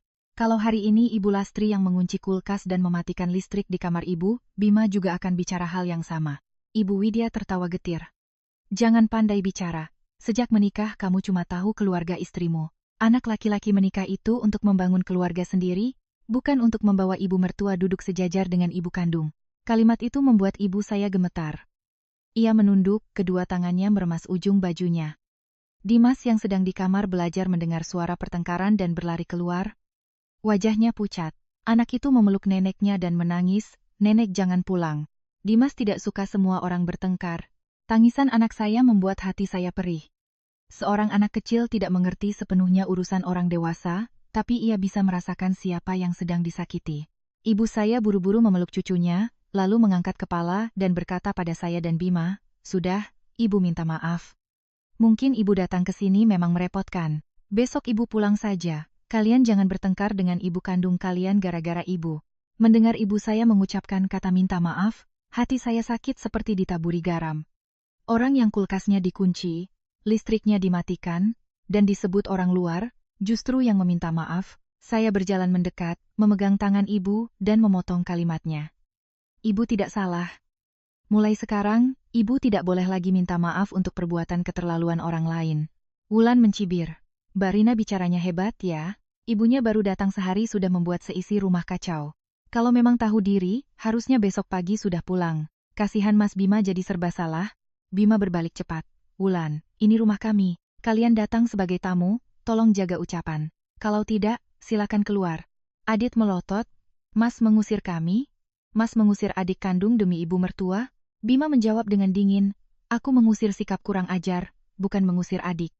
Kalau kamu mau berpihak pada kesalahan, itu pilihanmu. Suasana di ruangan itu tegang seperti tali yang ditarik kencang. Ibu Widya duduk terkulai di sofa, menangis sambil mengungkit-ungkit jasanya membesarkan Bima. Tapi semakin ia bicara, tatapan Bima semakin lelah. Ibu membesarkan Bima, Bima tidak pernah lupa. Karena itu, selama ini Bima urus semua biaya obat, rumah sakit, dan kebutuhan ibu. Tapi jasa ibu melahirkan Bima tidak memberikan ibu hak untuk menginjak-injak ibunya Rina. Kalau ibu ingin dihormati, ibu harus belajar menghormati orang lain lebih dulu. Ibu Widya tercekat. Wulan melihat situasi tidak menguntungkan dan menarik tangan mertuanya, berpura-pura menangis. Ibu lihat kan, Mas dan Mbak sudah menganggap ibu seperti orang luar. Untuk apa ibu di sini lagi? Ucapannya seperti menyiram bensin ke api. Ibu Widya berdiri, menunjuk wajah Bima. Baik. Karena kamu sudah memilih pihak istrimu, mulai sekarang jangan panggil aku ibu lagi. Selesai berkata begitu, ia menarik Adit dan Wulan dan berjalan keluar, meninggalkan suara tangisan Dimas di pelukan neneknya. Pintu dibanting dengan keras, rumah menjadi sunyi. Saya membawa ibu masuk ke kamar untuk menenangkan Dimas, tapi hati saya sendiri bergetar karena marah dan sedih. Beberapa saat kemudian, Bima mengajak saya ke balkon. Wajahnya tidak lagi menunjukkan amarah, hanya ada ketenangan yang aneh. Ia menatap saya lama, lalu berbisik, Rina, sudah waktunya kita jalankan rencana kita. Saya mengerti ia sedang membicarakan rumah lama kami, kontrak penjualan, dan tempat tinggal baru yang sudah kami siapkan. Badai ini tidak bisa lagi kami hindari. Kami harus mengakhirinya dengan cara yang paling tegas. Saya tahu, kalimat Bima sudah waktunya kita jalankan rencana kita bukan keputusan sesaat karena amarah. Rencana menjual rumah lama sudah kami siapkan jauh-jauh hari. Dokumen lengkap, uang muka sudah diterima, tinggal beberapa hari lagi untuk menandatangani berkas akhir dan serah terima. Jika tidak ada insiden kulkas terkunci dan listrik dimatikan, mungkin kami masih akan memberitahu Ibu Widya dengan cara yang lebih halus, masih akan mencarikannya tempat tinggal yang layak, masih akan menjaga sedikit harga diri kedua belah pihak. Tapi setelah malam itu, saya dan Bima sadar, jika terus berdebat, Ibu Widya hanya akan semakin menjadi-jadi, dan Adit serta Wulan akan semakin punya alasan untuk ikut campur. Bima berbisik pada saya di balkon, dari sekarang sampai hari serah terima tinggal kurang dari seminggu. Kita jangan berdebat lagi, semakin kita berdebat, ibu akan mengira kita takut. Biarkan saja ibu berpikir dia yang menang. Awalnya saya ragu, saya takut keheningan saya akan menyakiti hati ibu saya, takut Ibu Lastri mengira putrinya lemah. Bima mengerti, ia memegang tangan saya erat. Aku akan jelaskan pada Ibu Lastri, kita mengalah bukan karena kalah, tapi agar semua berjalan sesuai rencana. Rumah ini sebentar lagi bukan milik kita, tidak perlu membuang energi berdebat dengan orang yang tidak mau mendengar. Malam itu, setelah menidurkan Dimas, Bima masuk ke kamar ibu saya cukup lama. Saya mendengar dari luar suaranya yang berat. Bu, Bima mohon ibu percaya pada kami. Kami tidak akan membiarkan ibu dirugikan. Tapi beberapa hari ke depan, jika terjadi sesuatu, biarkan Bima dan Rina yang menanganinya. Ibu saya bertanya pelan, kalian jangan melakukan hal yang keterlaluan gara-gara ibu, ya? Bima menjawab, tidak, Bu. Bima hanya ingin semua orang mengerti bahwa kebaikan juga punya batasan. Mendengar itu, barulah hati saya tenang. Setidaknya ibu saya tahu kami tidak tinggal diam. Hanya saja kami memilih cara yang lebih tenang. Keesokan paginya, saat Ibu Widya masih di rumah Adit, saya sengaja meneleponnya. Begitu diangkat, suaranya sudah dingin. Apa? Sudah berpikir? Saya menarik napas dalam-dalam, berusaha menjaga suara saya tetap lembut. Bu, pulanglah. Kejadian kemarin Rina juga terlalu emosi. Rina minta maaf sudah membuat ibu sedih. Ibu pulang saja dan istirahat yang nyaman. Masalah kita, nanti kita bicarakan pelan-pelan. Di seberang telepon hening beberapa detik, saya bisa membayangkan senyum kemenangan di wajahnya. Ia mendengus pelan. Tahu begitu kan bagus. Jadi menantu itu harus tahu sopan santun, jangan mentang-mentang punya ibu kandung yang membela, jadi bisa seenaknya. Saya menggigit bibir, tapi tetap menjawab, iya Bu. Rina mengerti. Setelah itu, saya menutup telepon. Bima yang duduk di sebelah saya meletakkan tangannya di bahu saya. Ia tidak memuji kesabaran saya, juga tidak menyuruh saya untuk terus bertahan. Ia hanya berkata, tinggal beberapa hari lagi. Kalimat itu seperti jangkar yang menahan saya agar tidak meledak saat itu juga. Saya tahu saya sedang memainkan peran yang tidak menyenangkan, tapi perlu. Sebuah sandiwara agar Ibu Widya semakin percaya diri melangkah lebih dalam ke dalam perangkap yang diciptakan oleh keserakahan dan keegoisannya sendiri. Sore itu Ibu Widya kembali. Di belakangnya ada Wulan, membawa sekantong buah, wajahnya angkuh seperti pemenang. Begitu masuk, Ibu Widya melihat sekeliling lalu bertanya, di mana Ibu Lastri? Saya menjawab, Ibu sedang istirahat di kamar, agak lelah. Ia mencibir. Orang tua kalau terlalu manja juga merepotkan anak. Saya tidak menjawab, hanya berjalan ke dapur membuatkan minum dan meletakkannya di hadapannya dengan tenang. Bima juga keluar, suaranya jauh lebih lembut dari kemarin. Ibu sudah pulang, istirahat saja, kejadian kemarin tidak usah dibahas lagi. Ibu Widya mendengarnya dan semakin yakin bahwa Bima sudah melunak. Ia duduk tegak di sofa, suaranya seperti sedang memberi nasihat. Ibu sudah bilang, rumah itu harus ada aturannya. Kamu sudah menikah, sayang istri itu wajar, tapi jangan sampai keluarga istri lebih berkuasa dari keluarga sendiri. Ibu tidak benci siapa-siapa, ibu hanya ingin menjaga tradisi keluarga. Bima menunduk sedikit. Iya Bu. Hanya satu kata iya itu sudah membuat mata Ibu Widya berbinar. Ia mengira putranya sudah takluk. Saya yang duduk di sebelahnya hanya diam melihatnya semakin percaya diri. Hati saya terasa dingin, tapi pikiran saya sangat jernih. Malam itu, saat saya melewati kamarnya untuk mengambil jemuran, saya mendengar Ibu Widya menelepon Wulan. Kali ini ia tidak lagi merendahkan suaranya. Ibu bilang juga apa, cukup dikerasi sedikit, mereka langsung takut. Tadi pagi si Rina sampai menelepon minta maaf. Bima juga sudah melunak. Di seberang telepon, suara Wulan terdengar melengking. Kan sudah Wulan bilang, Bu. Ibu harus keras, rumah itu harus ibu pegang, nanti pasti harus ada bagian untuk Mas Adit. Mas Bima kan kakak tertua. Sudah mapan, wajar kalau bantu adiknya. Saya berdiri di luar, tangan saya memegang tumpukan handuk, sudut bibir saya sedikit terangkat. Ternyata sampai detik ini, Wulan masih tidak bisa menyembunyikan tujuan sebenarnya. Bukan sayang mertua, bukan menjaga tradisi, tapi mengincar rumah. Ibu Widya menambahkan, ibu sedang berpikir mau renovasi ruang tamu. Meja makan yang dibeli Rina itu kampungan, ganti saja dengan yang kayu jati biar kelihatan mewah. Kamar Ibu Lastri nanti dibongkar saja. Buat jadi ruang main cucu dari Adit kalau mereka kesini. Wulan tertawa terbahak-bahak. Betul Bu, rumah sebesar itu dipakai untuk keluarga besar kan sayang. Saya mendengar setiap kata itu dengan jelas. Tapi saya tidak lagi merasa sakit seperti sebelumnya. Karena di balik keheningan saya, semuanya sudah disiapkan. Malam itu juga, setelah semua lampu padam, saya dan Bima mulai memindahkan barang-barang penting keluar. Pertama, dokumen rumah, berkas bank, kontrak uang muka, buku asuransi, akta kelahiran Dimas. Lalu kotak perhiasan pernikahan, beberapa barang kenangan dari almarhum ayah, laptop kerja, dan hard disk berisi data-data Bima. Kami tidak melakukannya dengan ribut. Setiap malam kami hanya membawa beberapa kardus kecil, memasukkannya ke bagasi mobil, lalu membawanya ke rumah baru. Ibu saya tahu, dan ia diam-diam membantu melipat pakaian Dimas. Ia tidak banyak bertanya, hanya berkata, apapun yang kalian lakukan, ingatlah untuk tetap menjaga hati nurani. Jangan karena marah, kalian jadi seperti mereka. Saya memeluk ibu dan berbisik, Rina ingat, Bu. Rina tidak mau menyakiti siapapun, Rina hanya tidak mau lagi membiarkan orang lain terus menyakiti kita. Bima yang berdiri di dekat situ mengangguk. Ia juga sudah menghubungi sebuah apartemen kecil di dekat rumah baru kami. Rencananya, jika Ibu Widya mau bekerja sama, kami akan menyewakannya untuk beliau dan tetap memberinya uang bulanan. Itu adalah itikat baik terakhir dari kami. Selama 3 malam berturut-turut, kardus-kardus berisi barang penting dipindahkan dalam sunyi. Ibu Widya sama sekali tidak curiga. Ia sibuk menelepon kerabatnya, pamer bahwa ia sudah berhasil mendidik menantunya, bahwa rumah ini akhirnya tunduk padanya. Adit dan Wulan semakin gembira. Sesekali datang untuk melihat-lihat, berdiskusi di mana akan meletakkan lemari minuman atau kereta dorong bayi anak mereka. Tidak ada satupun dari mereka yang tahu bahwa rumah yang sedang mereka perebutkan, rencanakan, dan atur sesuka hati itu, secara hukum sudah hampir berpindah tangan. Mereka mengira kami mundur karena takut, padahal, kami hanya sedang melangkah ke pintu yang lain. Sementara pintu yang ini, sebentar lagi akan mereka tutup sendiri di depan wajah mereka. 2 hari kemudian, Ibu Widya benar-benar yakin bahwa ia telah memegang kendali di rumah ini. Cara berjalannya, tatapan matanya, hingga caranya meletakkan cangkir teh, semuanya memancarkan aura seorang pemenang. Ia tidak lagi menggunakan nada lembut yang dibuat-buat. Ia mulai menyuruh saya memindahkan posisi vas bunga, meminta ibu saya untuk tidak duduk terlalu lama di ruang tamu karena tidak enak dilihat tamu, bahkan menyindir bahwa Dimas yang terlalu dekat dengan neneknya dari pihak ibu akan lupa akar.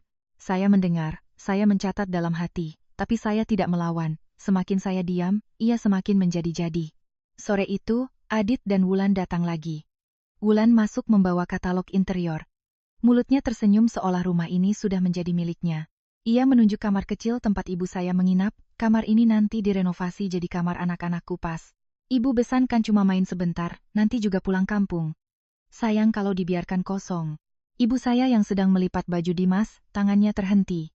Saya melihatnya, tapi tetap diam. Saya sedang menunggu Ibu Widya mengucapkan kalimat terakhirnya. Benar saja, saat makan malam, begitu kami semua duduk, Ibu Widya meletakkan mangkuknya dengan keras.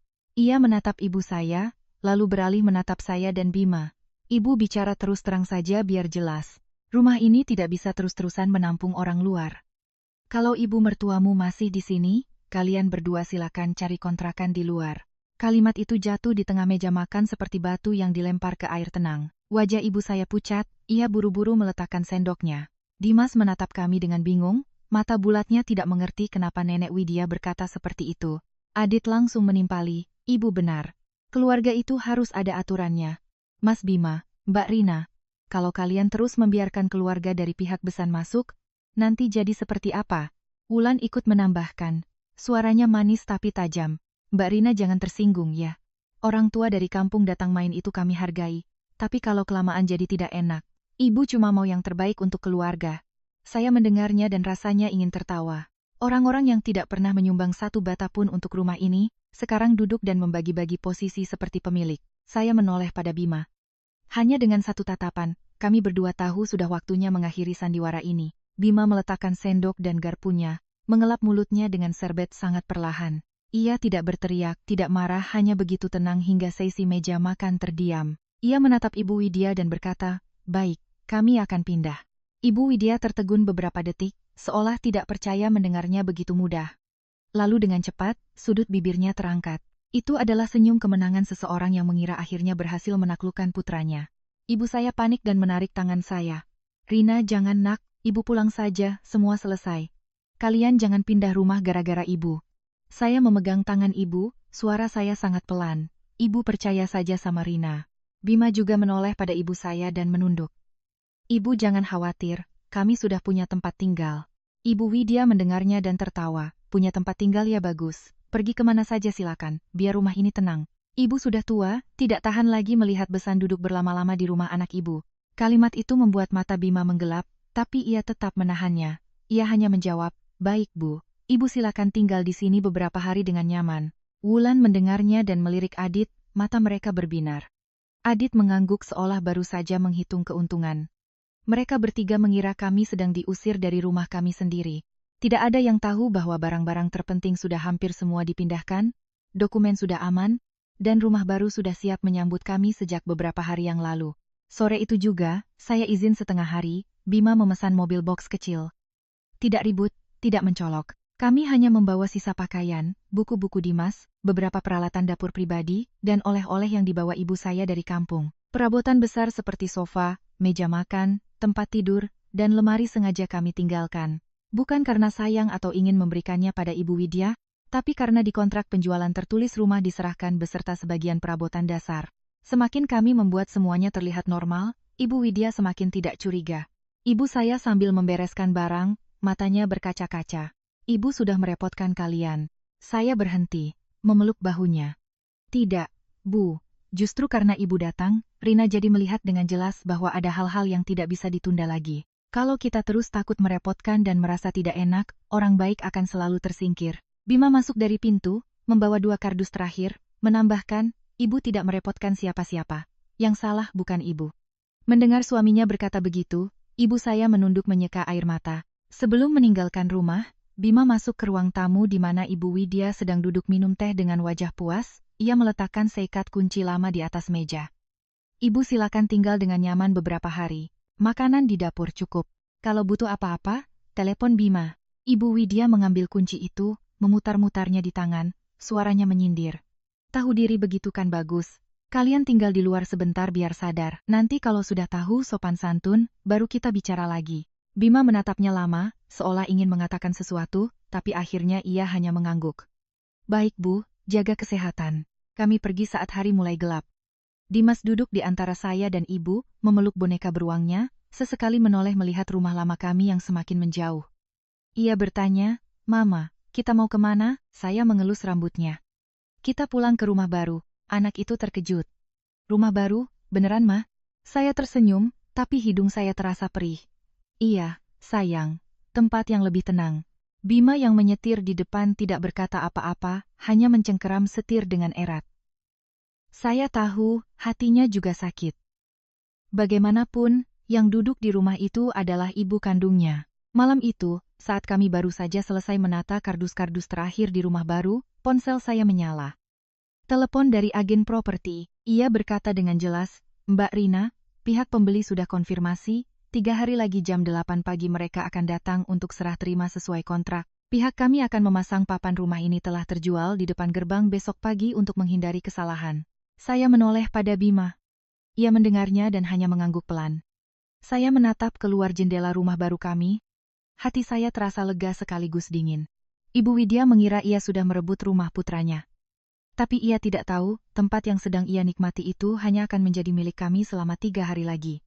3 hari kemudian, tepat pukul 7.30 pagi, saat saya sedang di rumah baru menata pakaian Dimas ke dalam lemari, ponsel saya menerima pesan dari agen properti. Pesannya singkat. Pihak pembeli sedang dalam perjalanan. Tepat jam 8 pagi papan akan kami pasang. Saya membaca pesan itu, tangan saya berhenti sejenak. Meskipun semuanya sudah sesuai rencana, hati saya tetap terasa sedikit berat. Rumah lama itu adalah tempat kami memulai segalanya, tempat kami mendengar tawa pertama Dimas. Sayangnya, pada akhirnya, ia menjadi arena perebutan kekuasaan hingga melupakan ikatan keluarga. Sementara itu, di rumah lama, Ibu Widya sama sekali belum tahu apa-apa. Menurut cerita agen properti kemudian, pagi itu ia bangun sangat pagi, menyeduh teh, lalu menelepon Wulan untuk datang. Suaranya gembira, bawa katalog yang kemarin ke sini. Ibu mau ganti gorden ruang tamu, terus geser meja altar. Rumah ini kalau ditinggali Bima dan Rina sayang sekali, harus direnovasi biar kelihatan berkelas. Wulan datang dengan cepat, membawa katalog interior, tersenyum cerah seolah akan mendapat bagian. Mereka berdua duduk di ruang tamu, membahas rencana mengganti sofa, memasang lemari minuman, dan mengubah kamar ibu saya menjadi kamar tidur untuk anak-anak Adit. Tepat pukul 8 pagi, bel pintu berbunyi. Ibu Widya mengira itu adalah tukang ukur gorden yang dipanggil Wulan, jadi ia santai berjalan membuka pintu. Tapi yang berdiri di luar bukan tukang, melainkan agen properti, sepasang suami istri muda, dan petugas serah terima. Suami muda itu dengan sopan menunduk.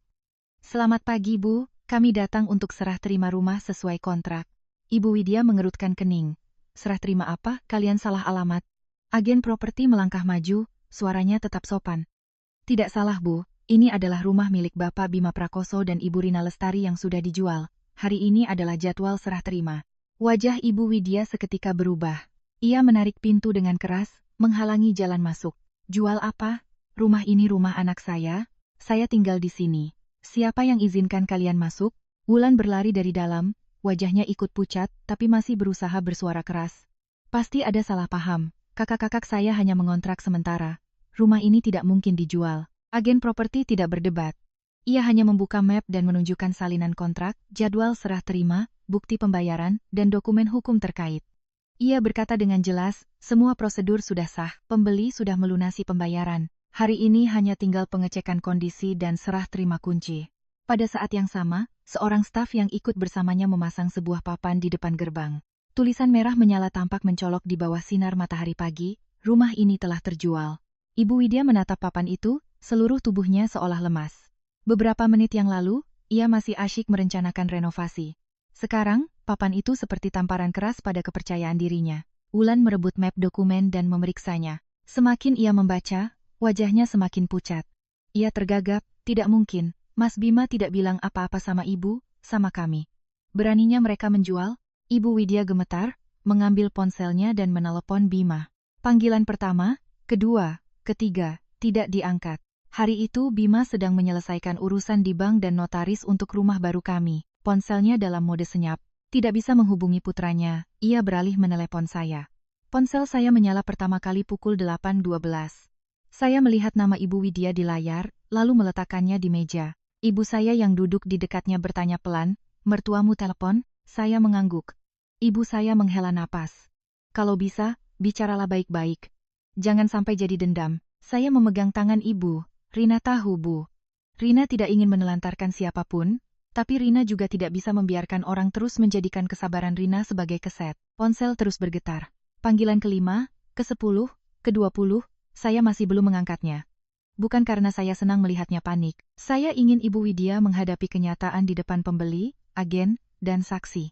Saya ingin semuanya jelas. Tidak ada lagi drama tangisan yang memutarbalikkan fakta. Menjelang pukul 9, panggilan ke-50 muncul. Barulah saya mengangkatnya. Begitu telepon menempel di telinga, suara Ibu Widya pecah, campuran antara panik dan marah. "Rina, kamu benar-benar jual rumah? Kamu mau mengusir ibumu ke jalan? Kamu di mana?" Suruh Bima angkat teleponnya. Saya membiarkannya bicara sampai selesai, baru menjawab dengan sangat pelan. "Ibu tenang dulu, rumah itu aset kami berdua. Kami menjualnya secara sah, dan kami sudah menyiapkan tempat tinggal lain." Ibu Widya berteriak, "Tempat tinggal kalian apa urusannya sama ibu? Ibu ada di sini, kamu jual rumah tidak tanya ibu dulu, kamu anggap ibu ini apa?" Saya mendengar kalimat itu, hati saya perih, tapi suara saya tetap tenang. "Bu, sebelum semuanya jadi seperti ini, kami sudah berkali-kali meminta ibu untuk menghargai batasan. Rina juga pernah bilang rumah ini milik kami, bukan tempat untuk ibu atur bagi Adit atau Wulan. Tapi ibu memilih menganggap kebaikan sebagai kelemahan. Ibu mengunci kulkas, mematikan listrik di kamar ibu saya, lalu mengusir kami dari rumah. Hari itu ibu bilang kami boleh pergi kemana saja. Hari ini, kami benar-benar pergi." Di seberang telepon hening beberapa detik. Saya mendengar suara Wulan, suara agen properti yang mengingatkan bahwa pembeli harus segera memeriksa rumah. Suara Ibu Widya merendah, tapi masih gemetar. "Lalu sekarang ibu harus bagaimana? Barang-barang ibu masih di dalam, ibu mau kemana?" Saya memejamkan mata sejenak. Ini adalah momen yang paling mudah membuat orang luluh. Saya berkata, "Ibu bereskan barang-barang pribadi dulu. Rina dan Bima akan pulang untuk menyelesaikan. Kami tidak akan menelantarkan ibu di jalan. Tapi mulai hari ini, semuanya harus berdasarkan aturan, batasan, dan rasa hormat. Tidak ada lagi yang bisa menggunakan air mata atau status sebagai ibu untuk memaksa orang lain." Selesai bicara, saya menutup telepon. Saya menatap ibu saya. Ibu Lastri hanya mengangguk pelan, matanya penuh kekhawatiran. Sementara saya, di dalam hati tidak ada rasa kemenangan, hanya ketenangan setelah sebuah keputusan yang sudah dipikirkan matang-matang. Papan rumah ini telah terjual akhirnya terpasang, dan itu bukan hanya menandakan sebuah rumah telah berganti pemilik. Itu menandakan bahwa hari-hari direndahkan, dikendalikan, dan dipaksa untuk bersabar tanpa alasan di rumah itu telah resmi berakhir. Saya dan Bima tiba di rumah lama sekitar pukul 10 pagi. Dari kejauhan, saya sudah melihat papan rumah ini telah terjual tergantung di depan gerbang. Hanya beberapa kata, tapi seolah mengubah status rumah itu sepenuhnya. Ia bukan lagi tempat Ibu Widya bisa dengan seenaknya merencanakan renovasi. Ia sudah menjadi milik orang lain. Begitu turun dari mobil, Bima langsung menghampiri pasangan pembeli. Ia menunduk dengan sopan. "Bapak, Ibu, mohon maaf, beri kami waktu beberapa jam untuk membereskan barang-barang pribadi ibu saya, kami janji akan serah terima hari ini juga." Pasangan suami istri itu, melihat situasi yang ada, mungkin mengerti dan mengangguk. "Tidak apa-apa, Mas. Kami bisa menunggu." Ibu Widya melihat Bima dan langsung berlari keluar, matanya merah, rambutnya acak-acakan. "Bima, ibu yang melahirkanmu, membesarkanmu. Sekarang kamu tega menjual rumah ini dan membiarkan orang lain mengusir ibumu?" Bima berdiri diam mendengarkan. Setelah beberapa saat, barulah ia berkata, "Bu, rumah ibu di kampung, ibu jual tanpa bertanya pada Bima. Uang hasil penjualannya ibu berikan pada Adit. Bima juga tidak ikut campur karena itu hak ibu. Rumah ini adalah aset kami berdua. Ibu juga tidak bertanya pada kami saat ingin menguasainya, mengaturnya, dan mengusir Rina serta ibunya. Menurut ibu, apakah itu adil?" Ibu Widya terdiam.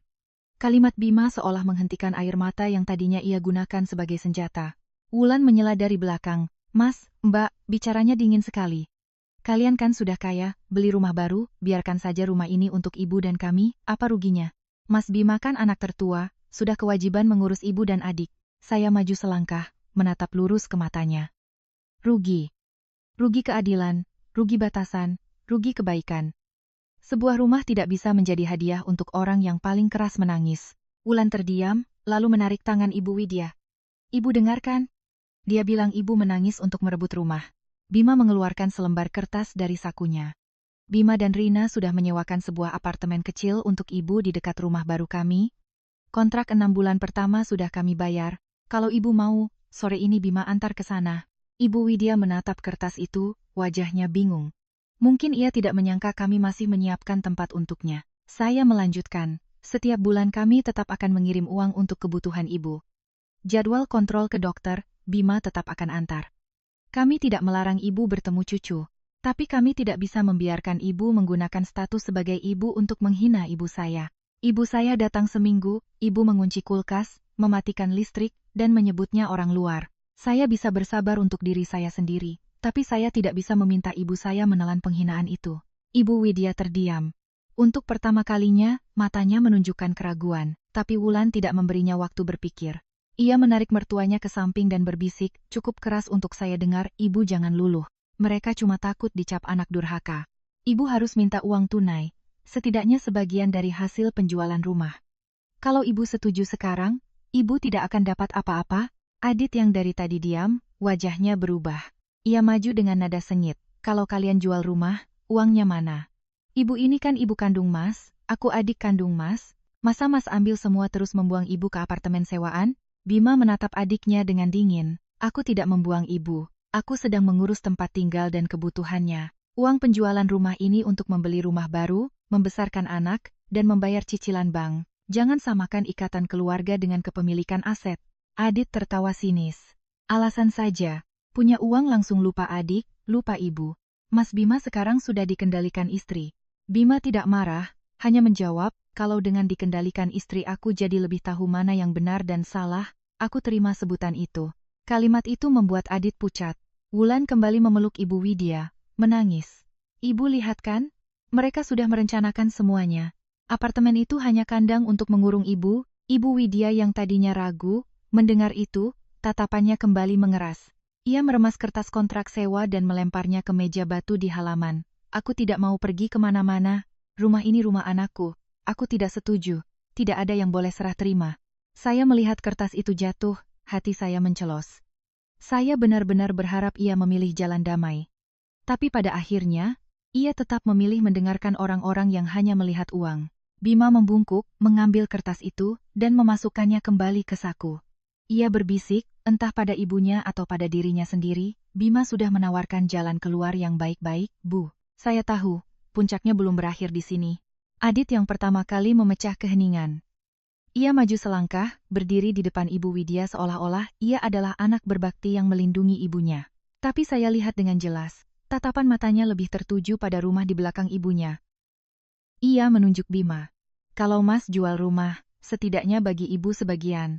Ibu sudah tinggal di sini, merawat cucu, menjaga rumah. Ibu punya hak. Bima menatap adiknya, matanya tenang hingga terasa dingin. Ibu menyumbang berapa rupiah untuk rumah ini? Pertanyaan singkat itu membuat Adit terdiam. Ia tahu persis rumah ini adalah hasil tabungan kami, cicilan bank atas nama kami, dan kerja keras kami bertahun-tahun. Selama Ibu Widya tinggal di sini, kami tidak pernah memintanya membayar sepeser pun. Tidak bisa menjawab, Adit mencari alasan lain. Jasa melahirkan dan membesarkan tidak bisa dihitung dengan uang. Bima mengangguk, tapi bukan tanda setuju. Jasa itu aku ingat. Makanya selama ini aku urus semua kebutuhannya. Tapi jasa melahirkan bukan sertifikat hak milik rumah. Ibu adalah ibuku, bukan pemegang saham dalam aset pernikahan kami. Wajah Ibu Widya memerah karena malu dan marah. Wulan langsung menyela, Mas Bima bicaranya kejam sekali. Kalau tidak dibagi rumah, setidaknya berikan ibu uang pensiun. 1 miliar saja, bagi Mas dan bahkan tidak seberapa. Ibu pegang uang sendiri kan lebih enak daripada harus meminta-minta. 1 miliar. Ia mengucapkannya dengan ringan, tapi matanya berbinar penuh keserakahan. Saya sadar, mengurus mertua hanyalah kedok agar mereka bisa ikut menikmati hasilnya. Ibu Widya mulai goyah, menatap Bima seolah menunggu janji pembagian uang. Bima menghela napas. Saya tahu ia sakit hati melihat ibunya begitu mudah dipengaruhi. Saya membuka tas, mengeluarkan setumpuk kertas yang sudah saya siapkan, dan meletakkannya di meja. Ini adalah rincian pengeluaran yang sudah kami keluarkan untuk ibu selama 4 tahun terakhir. Adit tertawa sinis. Mbak mau mengungkit-ungkit jasa? Saya tidak memandangnya, hanya membalik halaman satu persatu. Biaya operasi mata ibu, obat rematik bulanan, biaya pasang gigi palsu, asuransi kesehatan, uang belanja bulanan, termasuk uang untuk membayar utang Adit 2 kali, karena ibu menangis-nangis kalau tidak dibantu, Adit akan didatangi penagih utang. Suasana menjadi hening. Saya tidak membacanya dengan nada marah, hanya seperti seorang akuntan yang menyajikan angka. Tapi justru kejernihan itulah yang membuat mereka tidak bisa membantah. Total angkanya jauh lebih besar dari yang bisa mereka bayangkan. Wajah Ibu Widya pias. Adit membuang muka. Wulan pura-pura membetulkan tali tasnya. Saya menutup berkas itu. Rina menunjukkan ini bukan untuk mengungkit-ungkit. Rina hanya ingin ibu ingat, kami tidak pernah durhaka. Tapi kebaikan kami bukan berarti ibu berhak menuntut hal-hal yang bukan menjadi hak ibu. Ibu Widya menunduk. Untuk pertama kalinya, ia kehabisan kata-kata. Tapi keheningan itu pecah saat istri pembeli rumah berseru. Mbak Rina, maaf mau tanya. CCTV di pintu masih menyimpan video pagi ini. Saya baru coba buka, kok ada yang melepas kunci sidik jari dan mengambil beberapa hiasan di lemari pajangan ya? Di layar ponselnya, terlihat jelas Wulan, saat semua orang berdebat di luar. Diam-diam masuk ke dalam, melepas kunci sidik jari portabel, lalu memasukkan 2 vas keramik kecil ke dalam tasnya. Wajah Wulan langsung pucat pasi. Ia tergagap, Bu bukan mencuri. Saya cuma amankan saja, takut ada orang asing masuk. Pembeli rumah mengerutkan kening. Tapi itu kan barang yang termasuk dalam daftar serah terima. Kenapa disembunyikan di dalam tas? Wulan terdiam. Adit melihat istrinya terpojok dan menjadi marah. Ia menerjang dan merebut ponsel dari tangan pembeli. Rekam apa kalian? Ini urusan keluarga kami. Seorang staf agen properti mencoba melerai. Dalam tarik-menarik itu, Adit mendorongnya hingga terhuyung. Ponsel itu jatuh ke lantai, layarnya retak. Bima maju, suaranya menggeram. Apa yang kamu lakukan? Adit masih berusaha galak. Siapa suruh dia menodongkan ponsel ke wajah istriku? Bima menatap adiknya, matanya tidak lagi menunjukkan kelembutan. Kamu sendiri yang mengubah masalah keluarga ini menjadi masalah hukum. Wulan menangis, tapi kali ini tangisnya bukan karena merasa teraniaya, melainkan karena takut. Ibu Widya berdiri membeku di tengah halaman, menatap anak dan menantu bungsunya. Mungkin saat itulah ia baru sadar, orang-orang yang selama ini mengaku menyayanginya ternyata hanya memanfaatkannya sebagai tameng untuk menuntut uang, rumah, bahkan tidak segan mengambil barang yang bukan miliknya. Hati saya terasa dingin.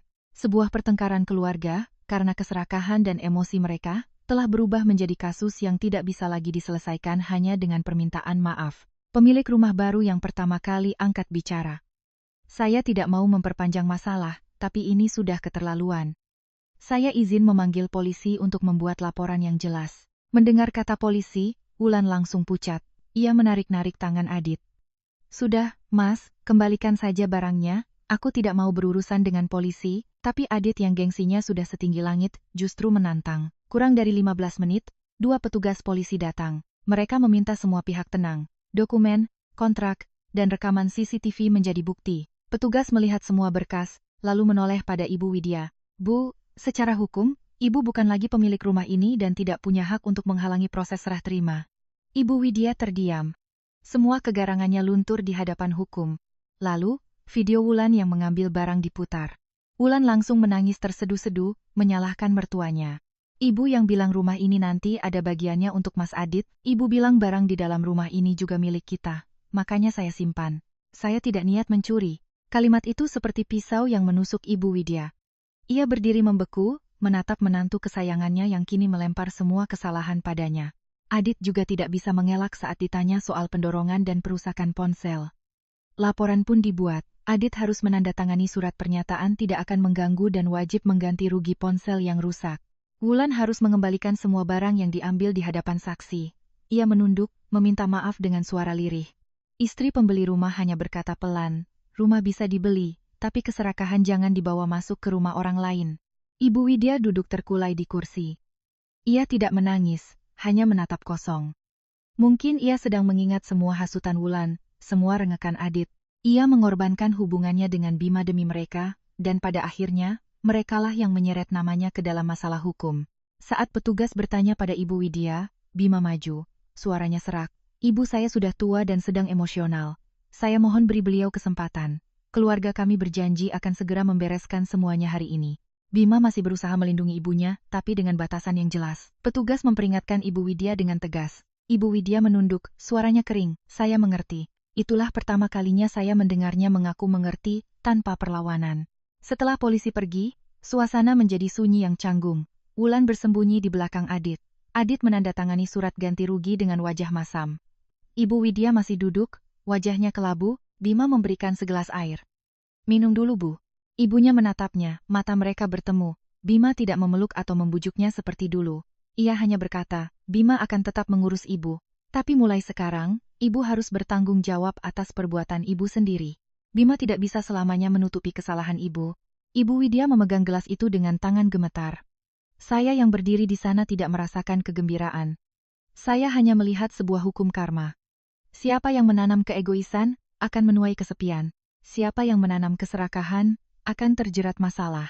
Dan kami, setelah sekian lama bersabar, akhirnya bisa mengakhiri semua ini dengan aturan yang jelas, dengan kebaikan yang berbatas, dan dengan sebuah pelajaran yang tidak akan pernah terlupakan oleh siapapun di rumah itu. Setelah hari itu, semuanya perlahan mereda dengan cara yang tidak saya duga.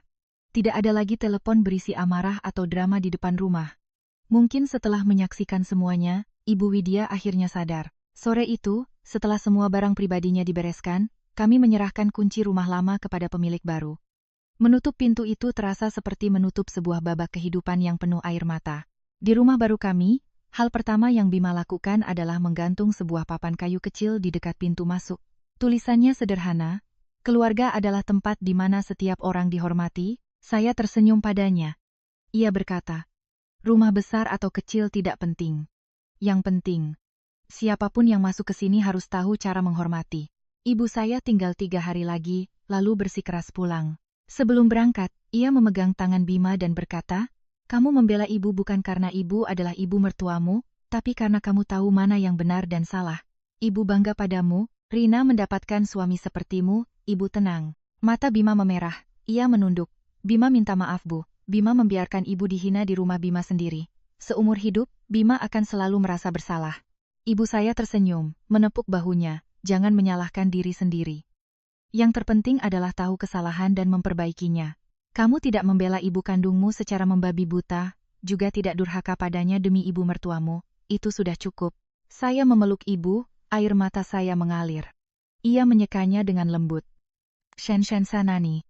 Setelah ibu saya pulang, kami menepati janji. Kami mengantar Ibu Widya ke apartemen kecil yang sudah kami sewa. Tempatnya bersih dan nyaman. Bima meletakkan kunci di meja. Ibu tinggal di sini dulu.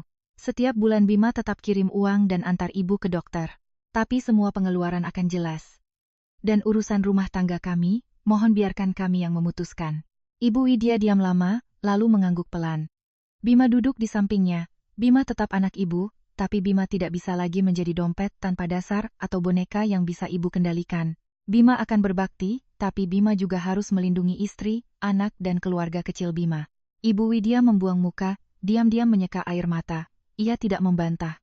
Keheningan itu membuat saya percaya, akhirnya ia mengerti. Adapun Adit dan Wulan, setelah kejadian itu mereka seolah menghilang. Rasa malu membuat mereka tidak berani lagi muncul di hadapan kami. Saya dengar, mereka sering bertengkar karena masalah uang. Ikatan yang dibangun di atas keserakahan, akhirnya hancur oleh keserakahan itu sendiri. Suatu kali saya menjenguk Ibu Widya. Ia duduk di dekat jendela dan berkata pelan, Ibu sudah tua baru sadar. Orang yang tulus mengurus ibu ternyata kalian berdua, sementara yang mati-matian Ibu bela, ternyata hanya menunggu apa yang bisa mereka ambil dari ibu. Saya tidak menjawab, hanya menuangkan segelas air hangat untuknya. Ada pelajaran yang hanya bisa dipahami setelah kita membayarnya dengan kehilangan.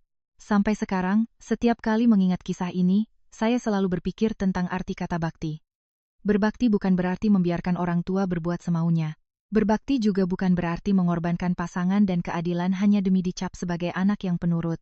Menurut saya, bakti yang sesungguhnya adalah merawat orang tua dengan tulus, sambil tetap menjaga batasan, keadilan, dan harga diri kita sendiri. Sebuah keluarga hanya akan benar-benar damai jika cinta kasih selalu berjalan beriringan dengan rasa saling menghormati.